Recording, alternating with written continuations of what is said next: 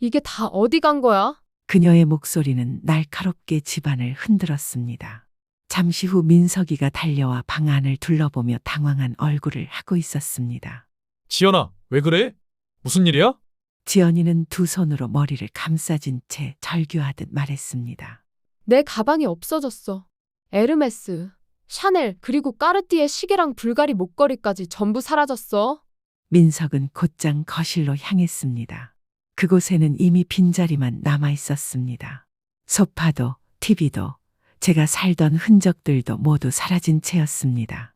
민석은 크게 눈을 뜨며 중얼거렸습니다. 도둑이 들었나? 아니었습니다. 도둑이 아니라 바로 저였습니다. 저는 이미 그 모든 것들을 챙겨 떠났습니다. 싱크대 위에는 제가 남긴 편지가 놓여 있었습니다. 그들이 읽고 있는 편지의 글씨 하나하나가 제 마음의 울분이었습니다. 민서가, 지연아, 나는 지난 10년 동안 너희 집에서 지내며 가족이라는 이름으로 묶여 있으면서도 가족답게 대우받지 못했다. 손자를 돌보고 집안을 청소하고 음식을 하고 명절이면 상차림까지 그 모든 일을 해내면서도 나는 늘 당연히 해야 하는 사람으로 취급받았어. 나는 더 이상 물건 취급받으며 살고 싶지 않아. 그래서 내 몫을 찾기로 했다.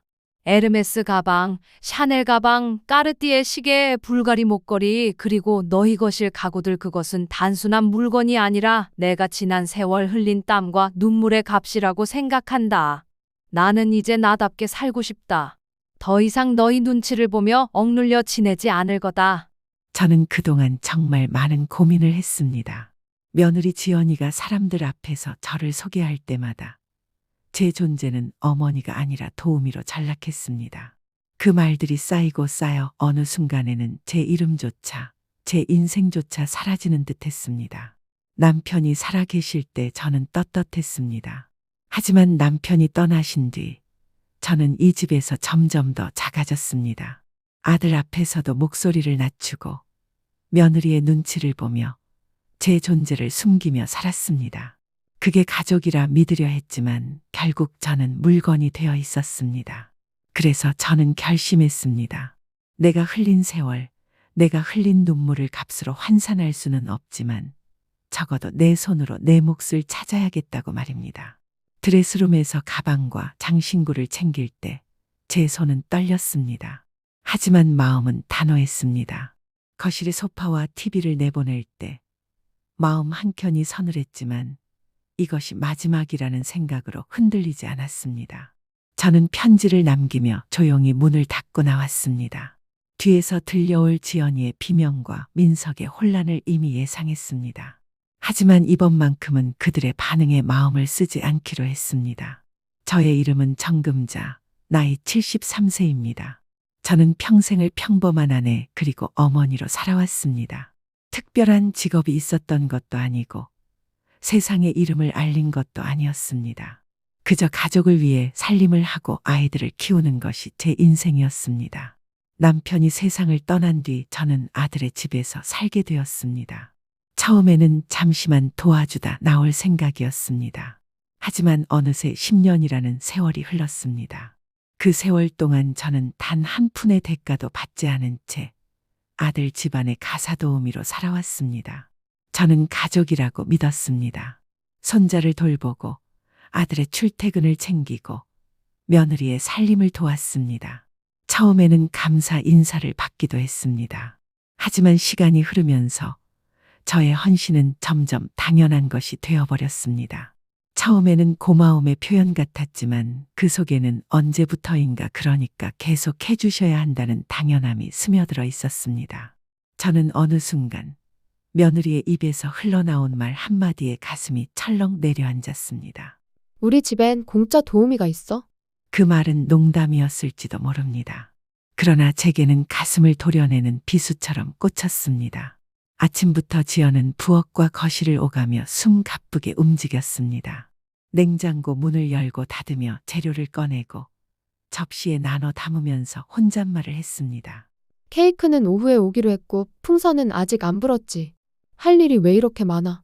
그때 방에서 나온 제가 조심스럽게 물었습니다. 지연아, 뭘 그렇게 분주하게 하니? 무슨 큰 행사가 있나 보구나. 지연은 숨을 몰아쉬며 대답했습니다. 어머니, 오늘 현호 생일이잖아요. 6번째 딱 한 번뿐인 날이에요. 현호 친구들이랑 엄마들까지 다 오기로 했어요. 오늘 하루만큼은 진짜 대형 행사처럼 보여야 해요. 정금자는 놀란 듯 눈을 크게 떴습니다. 친구들뿐만 아니라 엄마들도 온다고. 그럼 집이 꽤 시끌벅적해지겠구나. 그래서 더 신경 써야 해요. 우리 현호 생일 파티가 남다를 거라고 자랑을 좀 해놨어요. 그 엄마들 코 좀 납작하게 만들어야 해요. 지연은 일주일 전부터 초대장을 보내고 메뉴를 고민했습니다. 며칠 전에도 저에게 말한 적이 있었습니다. 어머니, 이 초대장 좀 보세요. 제가 직접 디자인한 건데 괜찮죠? 아이고, 요즘은 생일 파티 초대장도 이렇게 근사하게 만드는구나. 옛날 같으면 애들이 직접 편지 쓰거나 그냥 전화 한 통이면 됐는데. 지연은 고개를 저으며 웃었습니다. 요즘은 이런 것도 다 격이거든요. 아이들끼리 비교도 심하고 부모들 사이에서도 은근히 경쟁이 있어요. 현호가 뒤처지면 안 돼요. 그리고 은근히 저를 무시하는 엄마가 하나 있는데 이때 길을 확 꺾어버려야 해요. 지 주제를 알아야지. 저는 순간 입술을 다물었습니다. 아들의 어릴 적 생일은 단출하게 떡과 과일로만 치렀던 기억이 떠올랐기 때문입니다. 하지만 지연은 이미 또 다른 이야기로 넘어가고 있었습니다. 메뉴는 일단 어린이용으로 핫도그, 미니 피자, 떡꼬치 준비하고요. 어른들 위해서 샐러드, 치킨, 와인도 마련했어요. 어머니가 도와주셔야 할 게 많아요. 저는 잠시 망설이다가 물었습니다. 내가 뭘 도우면 되겠니? 지연이는 팔짱을 낀 채 기다렸다는 듯이 말했습니다. 어머니, 찬장에 있는 에르메스랑 디올 다이닝 접시 좀 내려서 닦아주세요. 오늘 손님들이 많이 오니까 반짝반짝해야 해요. 저는 순간 속으로 또 하루 종일 부엌에서 보내겠구나 하는 생각이 스쳤습니다. 그러나 내색은 하지 않고 접시를 꺼내려 찬장 앞으로 갔습니다. 그때 지연이의 날선 목소리가 등 뒤에서 들려왔습니다. 어머니, 군뱅이처럼 그러고 있지 말고 좀 빨리빨리 움직이세요. 오늘 손님들이 곧 올 거라니까요. 제가 뭐 혼자 다 하라는 것도 아니고 제발 좀 속도 좀 내주세요. 그 말에 제 손이 잠시 멈췄습니다. 평생을 아들 키우며 살림을 해왔지만 며느리에게서 이런 말을 들으니 마음 한구석이 서늘해졌습니다. 하지만 저는 꾹 참고 접시를 꺼내 닦기 시작했습니다. 겉으로는 아무렇지 않은 듯 행동했지만 제 가슴 속에서는 씁쓸한 울분이 조금씩 차올랐습니다. 잠시 뒤 민석이가 거실로 나왔습니다. 그는 허겁지겁 옷을 갈아입으며 물었습니다. 여보, 내가 뭘 도와줄까? 지연이는 곧바로 말했습니다. 민석 씨는 현호 데리고 방에서 놀아줘요. 오늘 손님들 오기 전까지 산만하면 안 돼요. 민석이 씁쓸하게 웃으며 말했습니다. 나는 집 주인인데 할 일은 없네? 저는 그 말에 끼어들었습니다.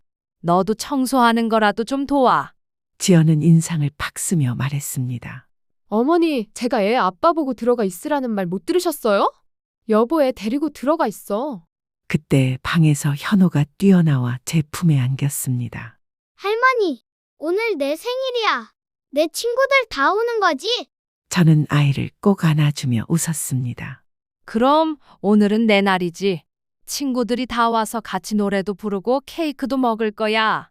현호는 두 눈을 반짝이며 말했습니다. 할머니, 나 초 6개 불 거야. 친구들이랑 같이 노래 불러줘야 해. 저는 순간 마음이 따뜻해졌습니다. 아이의 순수한 목소리 하나가 집안의 긴장을 잠시 녹여주었습니다. 그러나 지연의 표정은 여전히 날카로웠습니다. 어머니, 저기 풍선 보이시죠? 다 불어야 해요. 제가 음식 준비하는 동안 어머니가 좀 해주실 수 있죠? 저는 풍선을 바라보다가 조용히 대답했습니다. 그래, 내가 해줄게. 지연은 안도의 미소를 지으며 주방으로 다시 들어갔습니다. 오늘만 잘 넘어가면 돼. 오늘은 우리 가족의 체면을 세우는 날이니까. 저는 그 뒷모습을 바라보며 속으로 중얼거렸습니다. 현호의 생일인데 왜 이렇게 어른들의 욕심이 앞서는 걸까? 그래도 오늘 하루만큼은 참아야지. 그렇게 저는 부엌과 거실을 오가며 풍선을 불고 접시를 씻고 테이블을 세팅했습니다. 아이의 웃음소리와 며느리의 날 선목소리가 교차하는 이 집안에서 저는 또다시 조용히 제 역할을 맡았습니다. 그러나 제 마음속에는 묘한 불안과 서운함이 차곡차곡 쌓이고 있었습니다. 오후 2시가 조금 넘자 현관 초인종이 연달아 울리기 시작했습니다. 저는 접시를 닦던 손을 멈추고 현관 쪽을 바라보았습니다. 세련된 30대 초반의 여성들이 하나둘 들어왔습니다. 모두 손에는 명품 핸드백을 들고 있었는데 눈여겨보니 가방마다 붙어있는 로고는 같아도 모양새는 하나도 겹치지 않았습니다. 샤넬, 루이비통 각자 다른 디자인으로 제각각의 화려함을 뽐내고 있었습니다. 풍기는 향수 냄새는 코끝을 강하게 찔렀고 순간 집안이 작은 패션쇼장처럼 변해버린 것 같았습니다. 와, 지연아. 집이 정말 넓고 예쁘다. 인테리어 감각도 장난 아니네. 호텔 같아. 친구들의 감탄이 연이어 터져나왔습니다. 저는 그 말들을 들으며 잠시 멈칫했습니다. 이 집이 예쁘게 보이는데 제가 닦고 쓸고 다듬은 손길이 있었지만 누구도 그 사실을 알 리 없었습니다. 거실 테이블 위에는 음식이 가득 차 있었습니다. 제가 아침부터 지연의 말에 맞춰 준비했던 것들이었습니다. 미니 피자, 샐러드, 떡꼬치, 치킨, 케이크에 와인까지 차려진 음식을 보자 친구들이 놀란 듯 목소리를 높였습니다. 세상에, 이렇게까지 준비했어? 완전 파티네. 그때 친구 중 한 여자가 희죽 웃으며 농담 반, 진담 반으로 말했습니다. 야, 너 맨날 우리한테 청소도 못해서 죽겠다고 하더니 결국 아줌마가 다 해줬네. 순간 제 가슴이 철렁 내려앉았습니다. 아줌마? 그들이 말하는 아줌마가 바로 저를 뜻하는 걸까요? 저는 순간 멈춰 섰습니다. 다들 이렇게 사는 건데 뭘 파티까지야. 우리 도우미 아줌마가 좀 고생하긴 했지. 그러나 그 말은 단순한 정정이 아니었습니다. 지연은 저를 분명히 시어머니라고 바로잡을 수도 있었습니다. 하지만 그녀는 굳이 그렇게 하지 않았습니다. 그저 조금 도와주는 사람으로만 손님들에게 보이도록 했습니다. 저는 속으로 씁쓸하게 생각했습니다. 아줌마라 나는 이 집에서 분명 어머니인데 며느리 입에서는 가족이 아니라 가사도우미처럼 들리는구나. 정정 한마디면 될 텐데 왜 저렇게 넘겨짚을까? 친구들은 아무렇지 않게 웃으며 다시 음식을 맛보기에 바빴습니다. 역시 지연이는 대단하다니까. 준비를 완벽하게 했네. 그들의 칭찬은 며느리에게만 쏟아졌습니다. 저는 그 자리에 서서 손에 남은 물기를 닦으며 억지로 미소를 지었습니다. 그러나 마음 한구석에서는 내가 가족인지 그저 아줌마인지 알 수 없는 서글픔이 가득 차올랐습니다. 친구들이 하나같이 테이블 위에 음식을 맛보며 감탄을 쏟아냈습니다. 와, 이거 진짜 맛있다. 완전 호텔 뷔페 같아. 지연아, 도우미 아줌마가 너 손 큰 거 알고 음식도 이렇게 많이 준비해 준 거야? 준비가 장난 아니네. 저는 순간 마음속에서 뿌듯함이 올라왔습니다. 아침부터 부엌에서 손이 닳도록 움직인 게 바로 저였으니까요. 그래서 무심코 입을 열려 했습니다. 그때 지연이가 저를 힐끔 보더니 제 말을 가로막았습니다. 우리 아줌마가 한 게 아니고 음식은 다 내가 준비했어. 솔직히 더럽게 청소하던 손으로 음식을 어떻게 만들게 해. 힘들어도 내가 해야지. 그 말에 제 입술이 굳어버렸습니다. 순간 숨이 턱 막히고 얼굴이 화끈 달아올랐습니다. 아줌마라는 말은 차라리 나았습니다. 그런데 지연은 제 존재 자체를 지워버렸습니다. 청소하는 손이라 더럽다니 제 평생 부엌에서 손을 다 바쳐 밥상을 차려온 세월이 무슨 쓰레기처럼 취급되는 순간이었습니다. 친구들은 고개를 끄덕이며 웃어넘겼습니다. 역시 지연이 너답다. 우리 같으면 엄두도 못 낼 텐데. 진짜 대단하다. 이 정도면 파티 플래너가 따로 없네. 그 말들은 모두 지연에게만 향했습니다. 저는 그저 서 있는 그림자 같았습니다. 시간이 조금 지나자 지연은 자연스럽게 저를 부리기 시작했습니다. 손님들 앞에서 저를 어머니라고 부르는 일은 없었습니다. 차마 아줌마라고 대놓고 말하지도 않았습니다. 대신 이름조차 부르지 않은 채 그냥 여기라고만 불렀습니다. 여기 접시 좀 치워주세요. 큰 접시 말고 작은 앞접시로 다 바꿔주세요. 저는 묵묵히 접시를 치우며 마음속으로 삼켰습니다. 내가 왜 여기서 이런 소리를 들어야 하나. 잠시 후 또다시 목소리가 들렸습니다. 여기 아이들 음료수 좀 더 가져다 주세요. 빨대도 같이요. 저는 부엌으로 향했습니다. 발걸음이 무겁고 허리가 뻐근했지만 아무 말도 할 수 없었습니다. 제 호칭은 사라졌습니다. 어머니라는 이름은 지워진 채 그저 여기 라는 손짓 하나로 부려지는 존재가 되어버린 것입니다. 친구들 사이에서 지연은 반짝이는 주인공이었습니다. 명품 가방을 들고 세련된 웃음을 지으며 마치 모든 것을 자기 손으로 준비한 듯 당당히 말했습니다. 그 옆에서 저는 아무런 호칭조차 받지 못한 채 부엌과 거실을 오가며 접시를 나르고 잔을 채웠습니다. 처음에는 요리사라고 생각했습니다. 하지만 그마저도 아니었습니다. 요리사가 아닌 하인이었습니다. 시선조차 받지 못하고 대화에도 끼지 못하고 이름 대신 여기 라는 말에 따라 움직이는 사람. 그것이 바로 제가 된 현실이었습니다. 저는 마음속으로 수없이 물었습니다. 나는 이 집에서 과연 가족일까? 아니면 정말로 아줌마일까? 그러나 누구도 대답해 주지 않았습니다. 오직 부딪히는 접시 소리와 웃고 떠드는 젊은 여자들의 목소리만이 집안을 가득 메울 뿐이었습니다. 손주의 친구들이 떠나고 며느리의 친구들도 하나둘 집을 나섰습니다. 떠들썩하던 거실은 금세 조용해졌습니다. 그러나 조용하다고 해서 편안한 것은 아니었습니다. 지연은 현호의 손을 잡고 민석과 함께 외식을 하러 나갔습니다. 어머니, 오늘 고생하셨어요. 저녁은 저희가 밖에서 해결하고 올게요. 그 한마디만 남긴 채 현관문을 닫고 나갔습니다.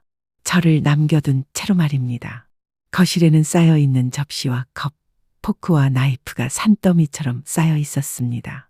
음식물 쓰레기는 비닐봉지를 터뜨릴 듯 부풀어 있었고 기름 낀 그릇들은 설거지통에서 서로 달라붙어 있었습니다. 저는 한숨을 내쉬며 고무장갑을 꼈습니다. 하나씩 하면 되지. 그릇 하나를 닦고 물기를 헹궈내고 마른 천으로 다시 닦아내어 찬장에 올렸습니다. 그 일을 반복하면서도 마음은 공허했습니다.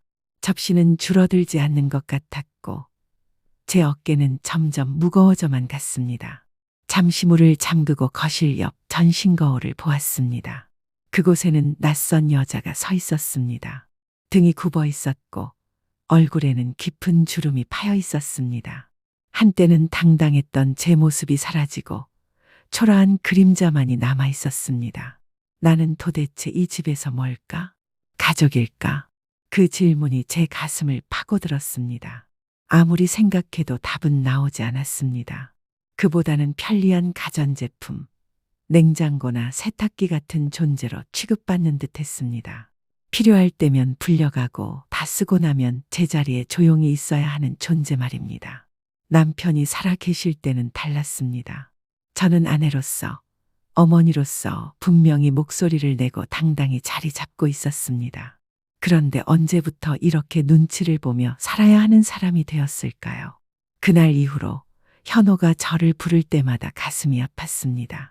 예전에는 맑은 목소리로 할머니라고 불러주었습니다. 그 소리만 들어도 하루 피로가 사라지고 살아있는 의미를 느꼈습니다.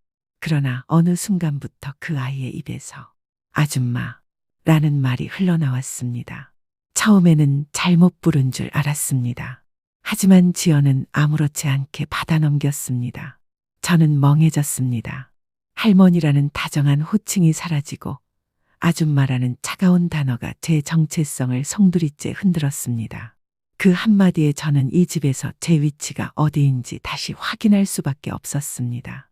그날도 지연이는 아무렇지 않게 저를 불렀습니다. 어머니, 찬장 맨 위에 있는 디올 접시 좀 꺼내다 주세요. 오늘 손님들 오실 거라 꼭 필요해요. 저는 속으로 내가 벌써 70이 넘었는데 저 높은 곳에 올라가 접시를 꺼내야 하나 하는 생각이 스쳤지만 결국 아무 말도 하지 못했습니다. 의자를 끌어다 놓고 조심스럽게 위로 올라섰습니다.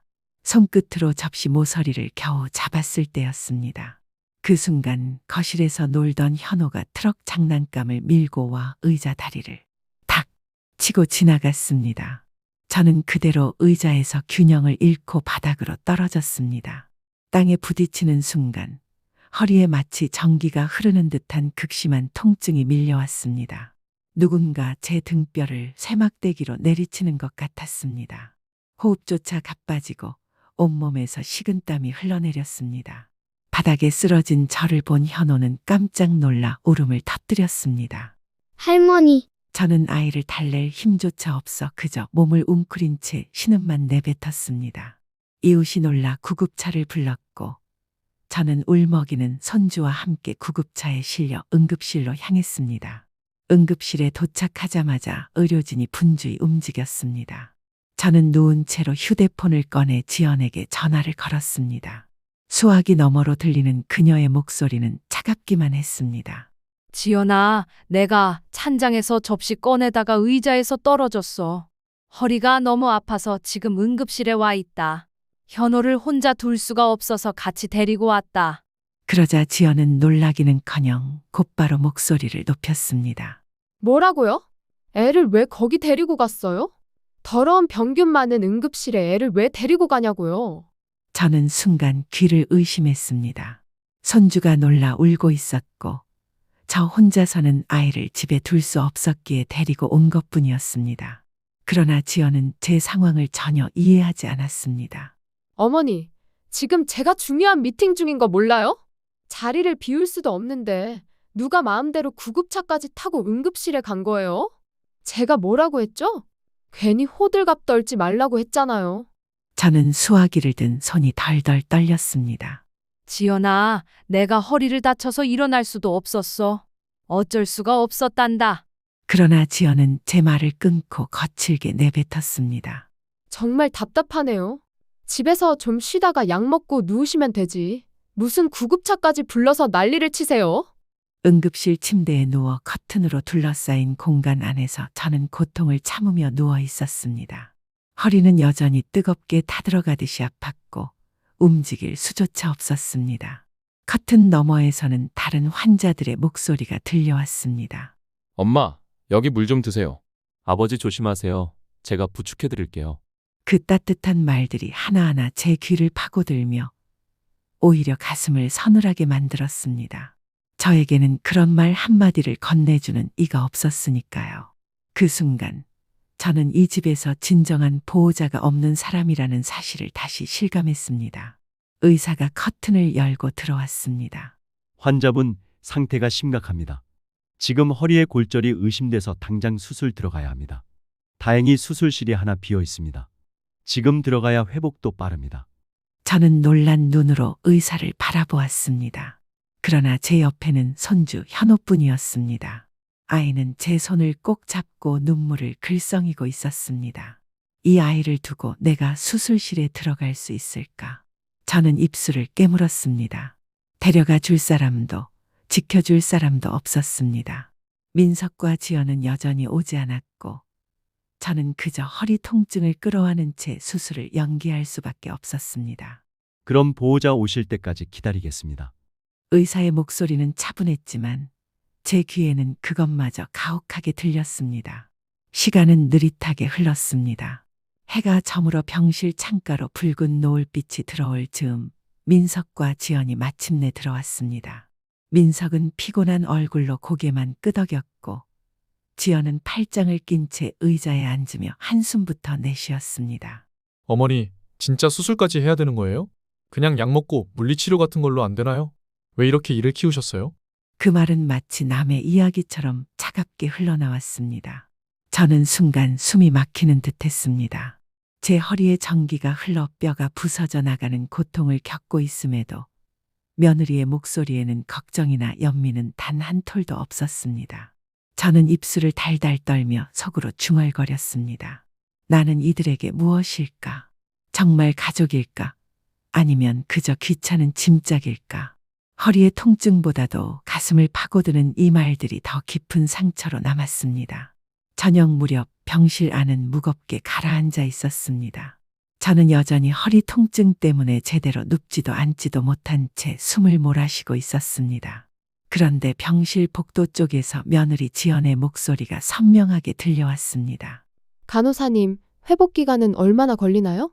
수술하면 한 달 넘게 입원해야 한다던데 더 빨리 퇴원할 방법은 없어요? 저희 집도 바쁘고 애도 케어할 사람이 없는데요. 좀 융통성 있게 안 되나요? 그 목소리가 제 병실 안까지 그대로 흘러들어왔습니다.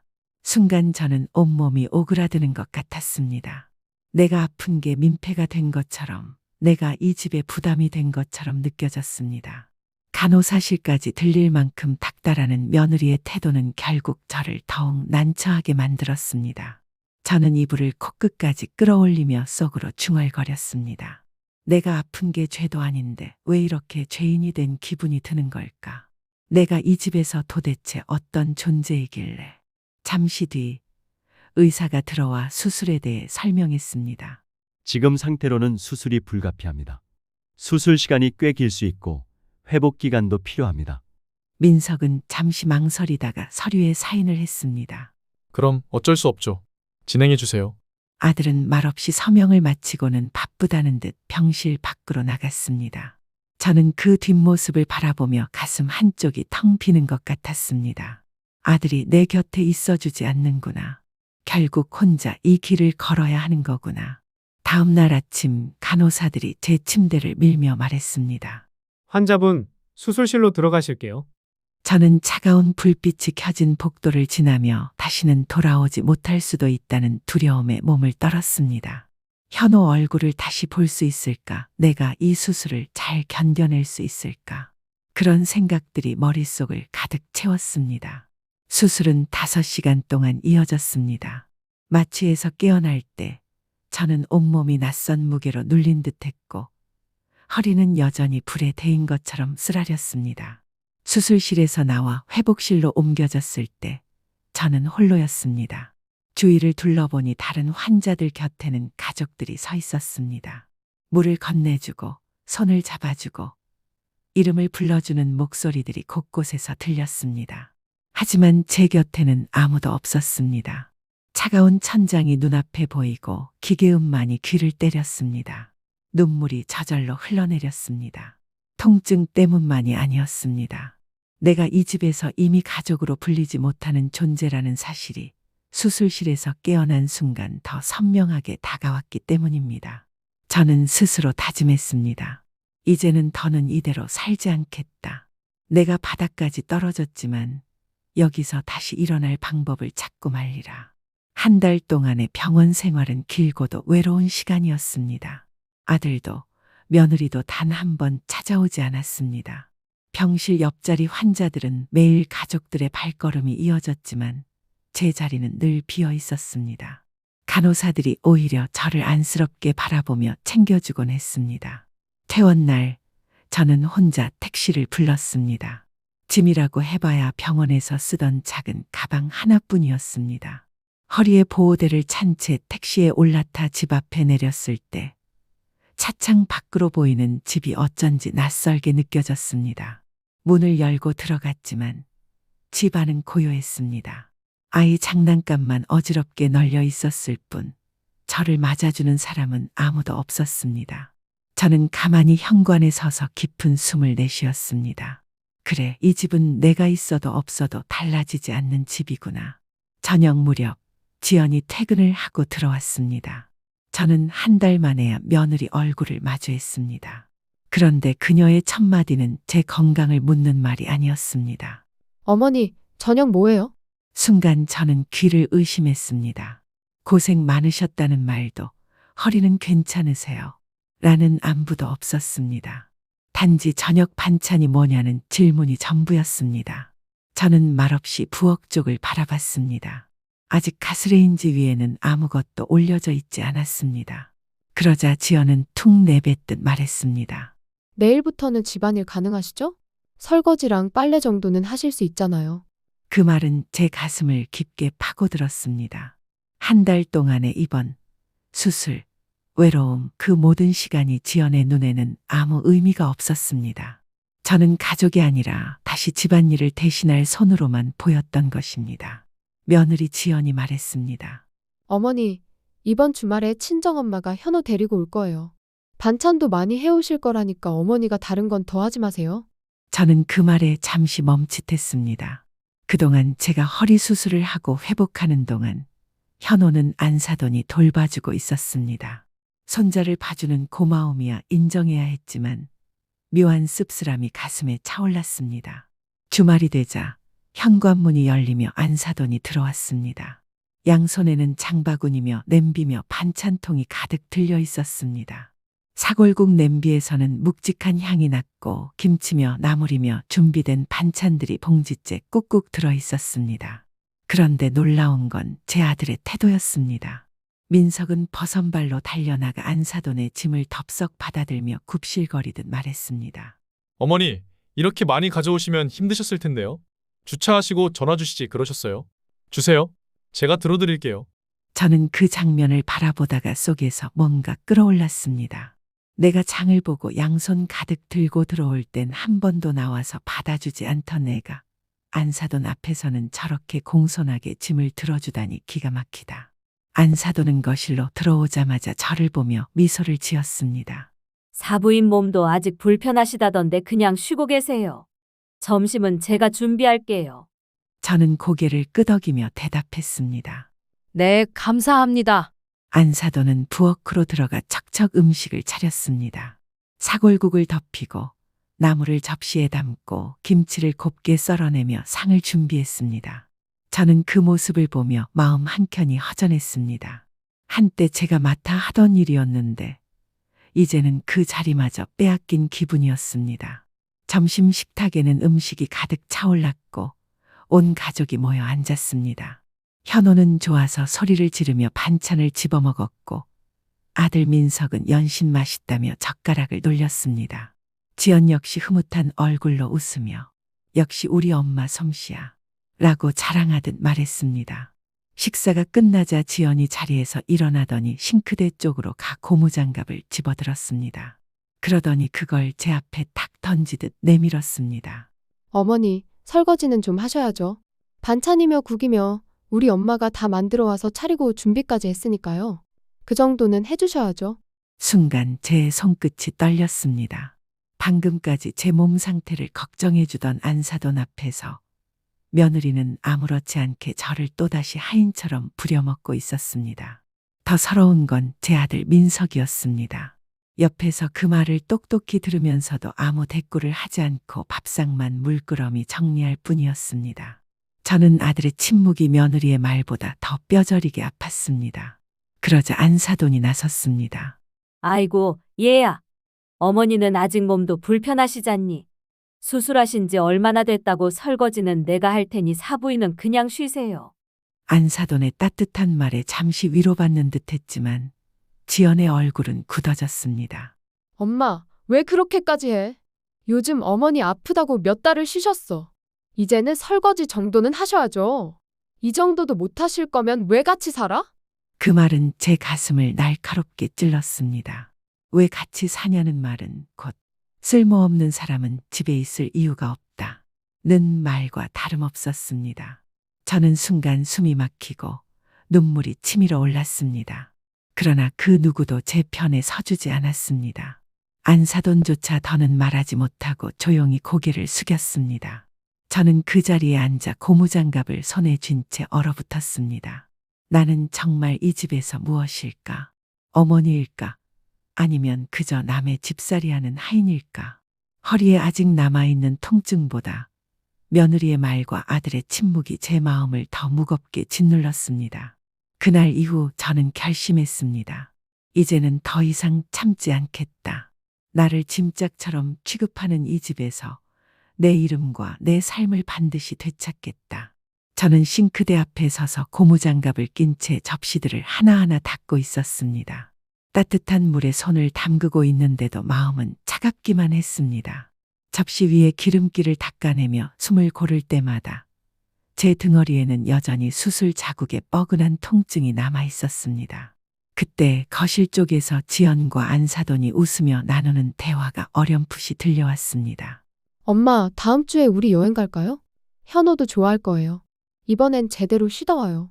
그래. 나도 그동안 너랑 같이 못 놀아서 아쉬웠다. 멀리는 말고 가까운 곳으로 다녀오자꾸나.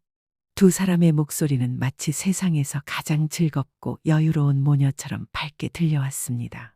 저는 그 소리를 들으며 접시를 닦던 손을 멈췄습니다. 내가 이 집에서 하루하루 몸을 갈아넣고 살림을 해도 내 이름은 어디에도 불리지 않는구나. 여행 이야기는 저 멀리 다른 세상 이야기처럼 흘러갔습니다. 며칠이 지나고 지연이 제게 말했습니다. 어머니, 다음 주에 저희 엄마랑 같이 여행 다녀오려고 해요. 현호도 데리고 갈 거예요. 저는 그 말을 듣고 잠시 가슴이 쿵 내려앉았습니다. 현호와 며느리 그리고 안사돈이 함께 떠나는 여행. 거기서 저는 아무런 의미도 없는 존재였습니다. 그래도 저는 애써 웃음을 지으며 고개를 끄덕였습니다. 그래, 잘 다녀와라. 현호도 바람 쐬면 좋지. 그리고는 서랍 깊숙이 넣어 두었던 봉투를 꺼냈습니다. 몇 푼 안 되는 돈이었지만 제게는 적지 않은 금액이었습니다. 저는 조심스레 봉투를 지연의 손에 쥐어주었습니다. 여행 가는데 쓰거라. 길 조심하고 몸도 잘 챙기고. 지연은 놀란 듯 봉투를 보더니 쿡 웃으며 말했습니다. 어머니, 이런 거 안 주셔도 되는데요. 그래도 감사합니다. 잘 쓸게요. 민석은 옆에서 아무 말도 하지 않았습니다.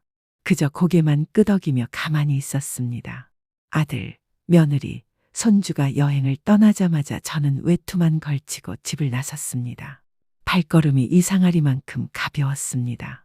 버스 정류장에서 내린 뒤 동네 부동산에 들어섰습니다. 문을 열자 종이 맑게 울렸고 중개사는 서류를 정리하다가 저를 보며 일어났습니다. 어서 오세요. 무엇을 도와드릴까요? 집을 내놓으려고 왔습니다. 금매로 부탁드립니다. 바로 팔아주십시오. 중개사는 제 얼굴과 제 손에 힘줄을 번갈아 보더니 의자를 꺼냈습니다. 무슨 사정이 있으신가요? 당장 급하지 않으시면 호가를 조금 더 높여도 됩니다.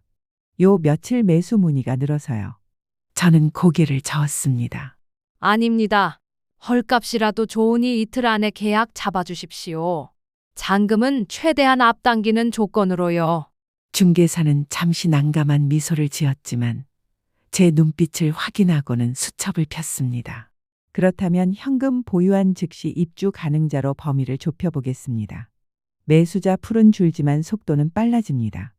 그는 바로 몇 통의 전화를 걸었습니다. 통화 중간중간에 저에게 확인했습니다. 등기 명의는 사모님 성함이시죠? 네, 제 명의입니다. 그날 오후 세 팀이 집을 보러 왔고 다음 날 아침 한 팀이 계약금 이체를 바로 진행하겠다고 연락해 왔습니다. 중개사는 엄지를 들어보이며 말했습니다. 사모님, 이 정도면 번개 거래입니다. 모레 오전에 계약서 작성하시고 잔금은 일주일 내에 조기 지급 조건으로 넣겠습니다. 중개수수료는 법정 상한으로 하시죠. 네, 그렇게 합시다. 제가 사인하는 순간 가슴 어딘가에서 오래 굳어있던 덩어리가 한 조각 떨어져 나가는 느낌이 들었습니다. 집이 팔리는 절차가 굴러가자 저는 다음 수순으로 움직였습니다. 먼저 명품 매입 전문점을 찾았습니다. 유리 진열장 너머에서 감정사가 흰 장갑을 끼고 제 물건을 하나하나 확인했습니다. 에르메스 가방의 스탬프, 샤넬 체인의 절상면, 까르띠에 시계의 일련번호, 불가리 목걸이의 마감 루페 아래에서 작은 숨소리까지 들릴 만큼 조용했습니다. 컨디션 아주 좋습니다. 다만 상자와 보증서가 일부 없으셔서 시세의 70% 선에서 제시드립니다. 오늘 바로 계좌 입금 가능하고요. 저는 미련을 두지 않았습니다. 지금 하죠. 오늘 끝냅시다. 서류에 서명하고 카운터를 나오는데 문고리를 잡은 제 손이 예상보다 가볍게 느껴졌습니다. 물건이 아니라 내 속의 굴욕을 팔아넘긴 기분이었습니다. 바로 이어서 중고 가전 가구 수거 업체에 연락했습니다. 냉장고 한 대, 식탁 세트, 6인용 소파, 거실 장식장 1,000만 원짜리 스피커 수거 매입 요청합니다. 오늘 오후 가능하신가요? 2시간 뒤 회색 작업복을 입은 기사 둘이 들어와 상태를 체크했습니다. 연식 대비 깔끔하네요. 운반비 제하고 현금 정산해 드릴게요. 그들이 드릴로 볼트를 풀고 담요로 가구를 감싸 트럭에 실어 올릴 때 거실에 남은 먼지가 햇살 속에서 천천히 흩어졌습니다. 저는 마지막으로 바닥을 한 번 더 훔쳤습니다. 한때 나를 짓눌렀던 집기들이 떠난 자리가 이상하게도 집을 더 넓고 맑게 만들었습니다. 그날 밤 저는 종이 상자 3개에 제 짐을 정리했습니다. 주민등록등본, 인감, 통장, 남편의 오래된 사진, 여벌 옷 2벌, 약봉지 몇 개, 그리고 제 이름으로 된 새 통장. 현관 키를 탁자 위에 올려두었다가 중개사가 알려준 절차대로 잔금일에 사무실에 반납하기로 메모를 적었습니다. 아들 부부에게는 어떤 설명도 남기지 않았습니다. 이 집의 주인은 이미 저를 주인으로 부르지 않았으니까요. 이틀 뒤 약속한 대로 매매 계약은 술술 진행됐습니다. 계약서 6장의 도장을 찍고 손발이 되어준 중개사에게 수수료를 이체했습니다. 잔금일도 당겨졌고 기인수인계 시점까지 정리되자 저는 마지막으로 집을 한 바퀴 돌았습니다. 베란다의 바람, 벽지의 자국, 문지방의 낮은 긁힘, 모두 다 지나간 시간이었습니다. 정오 조금 전에 저는 작은 캐리어와 종이 상자 1개만 들고 터미널로 향했습니다. 안동행 표를 끊고 버스에 올랐습니다. 창밖으로 도시의 건물들이 미닫이문처럼 뒤로 밀려났습니다. 국도를 따라 초록빛이 깊어지자 제 어깨에 내려앉아 있던 긴장이 조금씩 풀렸습니다. 안동에 도착하니 언니가 역 앞에서 기다리고 있었습니다. 고생 많았다, 금자야. 일단 한 달은 푹 쉬고 근처 매물 천천히 보자. 언니의 손이 제 손을 꼭 잡았습니다. 그 따뜻함만으로도 하루치 피로가 사라지는 듯했습니다. 언니 집 작은 방에 제 짐을 들여놓고 저는 일정을 정리했습니다. 밤이 되자 언니가 끓여준 북엇국에 김이 조용히 올라왔습니다. 저는 숟가락을 들다 말고 창밖을 보았습니다. 어둠 속에 강물이 잔잔했습니다. 아무도 나를 아줌마라 부르지 않는 곳, 내 이름을 내 입으로 부를 수 있는 곳이 저 강 건너 어딘가에 있다는 확신이 들었습니다. 그제야 비로소 숨이 길어졌습니다. 며칠 뒤 아들 부부가 여행에서 돌아왔습니다. 저는 이미 안동 언니 집에 도착해 있었고 제 손으로 다 비우고 떠난 그 집은 텅 빈 껍데기만 남아 있었습니다. 늦은 오후 집 현관문이 열리는 소리가 들렸다고 이웃이 나중에 전해주었습니다. 아니, 이게 뭐야? 지연의 목소리가 거실을 울렸습니다. 민석 씨, 여기 좀 봐요. 집이 왜 이래요? 소파도 없고 식탁도 없고 냉장고까지 없어졌어요. 도둑이 든 거 아니에요? 그녀는 급히 방으로 뛰어들어가 옷장 문을 열었다고 합니다. 내 가방들, 내 목걸이랑 시계까지 다 없어졌어. 이건 완전히 털린 거잖아. 세상에, 이게 말이 돼. 진짜 집이 텅 비었네. 경찰 불러야 되는 거 아니야? 지연은 바닥에 털썩 주저앉아 울며 소리쳤습니다. 내가 그렇게 아껴서 모아둔 것들이 다 어디로 간 거냐고요. 어머니가 계셨으니까 안심했는데 어떻게 이런 일이 벌어질 수가 있어요? 그러더니 곧 분노가 폭발했습니다. 하지만 저는 그 자리에 없었습니다. 지연의 화살은 결국 허공으로 흩어졌습니다. 저는 안동 언니 집에서 창문을 열어두고 저녁 바람을 맞고 있었습니다. 그 시간 멀리 떨어진 서울 제 옛집에서는 지연이 다급히 휴대폰을 들고 있었습니다. 여보, 어머니 번호로 전화해봤어? 그런데 번호가 바뀌었다고만 떠? 연결이 안 돼. 그녀는 핏대를 세우며 거실로 나와 민석을 향해 목소리를 높였습니다. 도대체 이게 무슨 일이에요? 어머니가 대체 어디로 간 거냐고요? 지연은 거칠게 숨을 몰아쉬며 싱크대 쪽으로 다가갔습니다. 그곳에는 제가 마지막으로 남겨둔 작은 쪽지 한 장이 올려져 있었습니다. 그녀는 종이를 낚아채듯 집어들더니 떨리는 목소리로 읽었습니다. 순간 지연은 얼굴이 하얗게 질리더니 종이를 구겨 바닥에 내던졌습니다. 뭐라고? 어머니가 집을 팔았대? 이게 말이 돼. 여보, 당신도 이 사실 알고 있었어? 민석은 멍하니 서서 고개만 저었습니다. 나도 몰랐어. 그러자 지연은 울부짖듯 소리를 질렀습니다. 세상에, 이럴 수가 있어?